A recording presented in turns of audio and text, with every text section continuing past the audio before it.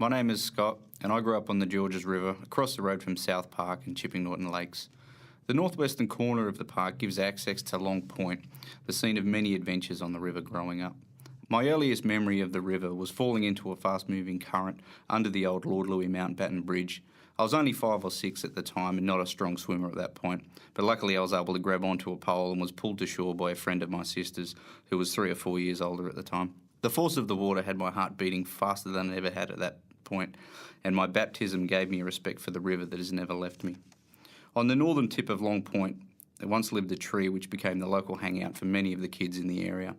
It was perfectly angled and positioned on the bank to allow a rope swing and branches at different heights that you could jump off depending on how brave you were. Jumping off the top branches required a little technique so you didn't hit the riverbed on the way down.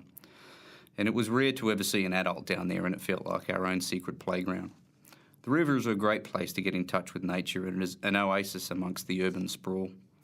While out in my canoe, which I salvaged after a flood one time, I've watched an eagle swoop down and catch fish, had a red-bellied black snake climb into it, had fish jump over it, watched a colony of bats go about their business, collected soccer balls, footballs, golf balls at low tide, which were then sold to my father and neighbours for a little extra pocket money.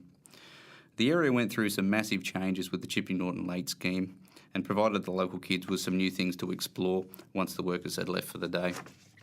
One of those was quite challenging at times when we used to walk along the pipes that went out to the sand dredges, especially when they sat low in the water and were covered in slime, and they were also a lot of fun to jump off once you made it out there.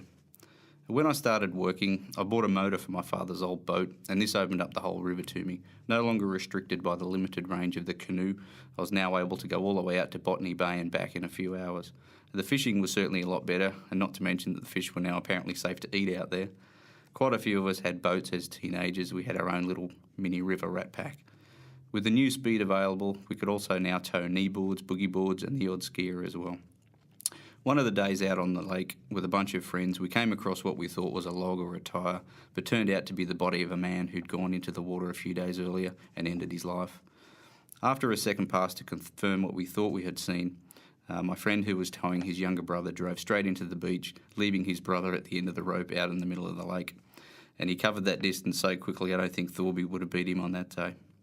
After calling the police to inform them of our find, a sceptical motorcycle policeman asked for a volunteer to be taken out in the boat. I guess everyone else took a step back as somehow I was the one for the job. Expecting just to take him out, verify what we had seen, and call in the police boat, he asked me to pull alongside, where he grabbed hold of the jacket and then asked me to take it slow back to shore. And the body was purple and bloated and not the most pleasant smelling, but got plenty of attention at school, and the story made the local papers. I guess it was a month or so later when we noticed a helicopter flying low over the river. Not a usual occurrence, so we went over to check it out. And as we got closer, we noticed people standing on the bank, one of which was a policeman who recognised us and asked if we still had the boat. Now having the necessary experience to assist in such matters, we got the boat and I was again volunteered to drive. This time, instead of grabbing the body and towing it to shore, 2 officers grabbed it and pulled it into the boat, sitting it at my feet. Unfortunately, it turned out to be the wife of the man we found a month earlier, who had decided to join her husband. I still think about them when I pass the areas we found. The river for me is my spiritual home, and I have much love and respect for it. It gives me a place to go where I can instantly connect with my youth, and I'm able now to share it with my children and hope they can develop a love for it too.